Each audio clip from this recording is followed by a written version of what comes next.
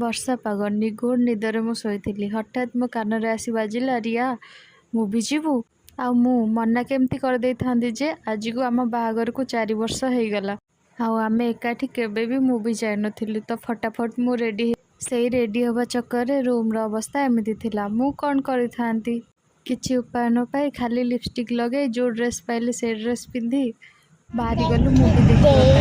ଆଉ ଏଠି ଦେଖନ୍ତୁ ବେବି କେମିତି ରାସ୍ତାରେ ଗୀତ ଗାଉଛି।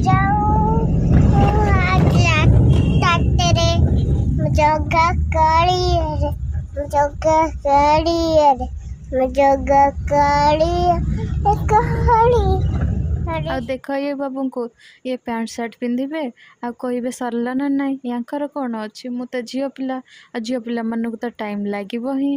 ଦେଖନ୍ତୁ ଫାଇନାଲି ଆମେ ଆସି ପହଞ୍ଚିଗଲୁ ହଲ୍ ସାମ୍ନାରେ। ଆଉ ଜାଣିବାକୁ ପାଇଲୁ ଶୋ ବହୁତ ଲେଟ୍ ଅଛି। ଜଲ୍ଦବାଜି ଚକରରେ ଆମେ ଏତେ ଜଲ୍ଦିରେ ଆସିଗଲୁ, ମୁଁ ଶାଶୁମାଙ୍କ ଚପଲ ହିଁ ପିନ୍ଧିକି ପଳେଇ ଆସିଛି, ମୁଁ ନିଜେ ହିଁ ଜାଣିନି। ଆମେ ଭାବିଥିଲୁ ଆମେ ଲେଟ୍ ବୋଲି, ଦେଖିଲା ଆସିକି ଏଠି ଶୋ ବି ଲେଟ୍ରେ ଚାଲିଲା।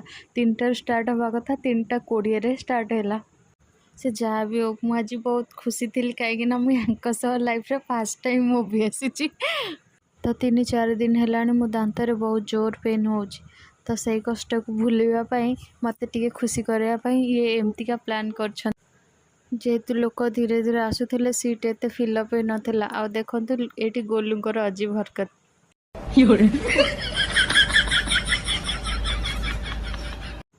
ଆଉ ଯେହେତୁ ମୁଁ ନିଦରୁ ଆସିଥିଲି, ସେଇଥିପାଇଁ କାଳେ ମୁଁ ଶୋଇପଡ଼ିବି, ଗୋଲୁ ଏଇଠି ଚିପ୍ସ ନେଇ ଆସିଲା। ଆଉ ଦେଖନ୍ତୁ ବେବୁ କେମିତି ମୋତେ ଏଇଠି ଖୁଆଇ ଦେଉଛି।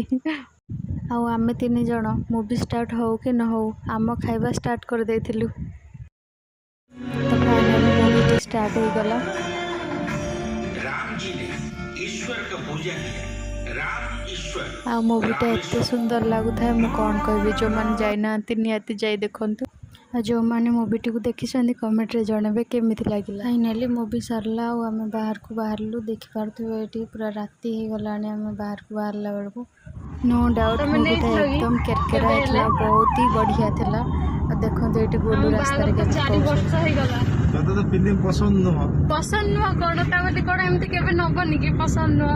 ମୋତେ ଭାତ ଡାଲି ସବୁଦିନ ଖାଇ ଖାଇ ବୋର ଲାଗେ, ତା ବୋଲି କ'ଣ ଭାତ ଡାଲି ଖାଇବିନି କି? ତ ଆମେ ଏଠି ଆସି ଘରେ ପହଞ୍ଚିଗଲୁ। ପହଞ୍ଚିଲା ବେଳକୁ ହେଇଯାଇଥିଲା ରାତି 8:30-9ଟା ପାଖାପାଖି। ଆଉ ମୋତେ ମୁଭି ଏକଦମ ବଢ଼ିଆ ଲାଗିଲା। ଆପଣମାନଙ୍କୁ କେମିତି ଲାଗିଲା ନିହାତି କମେଣ୍ଟରେ ଜଣାଇବେ। ଆଉ ଚାଲ, ଘର ତ ସଜାଡ଼ିବାକୁ ମୋତେ ହିଁ ପଡ଼ିବ, ଆଉ ସେଇଟା ମୋର କାମ। ଆଉ ଆପଣମାନଙ୍କ କାମ ଟିକେ ଲାଇକ୍, ସେୟାର, ସବସ୍କ୍ରାଇବ୍ କରିଦେବେ।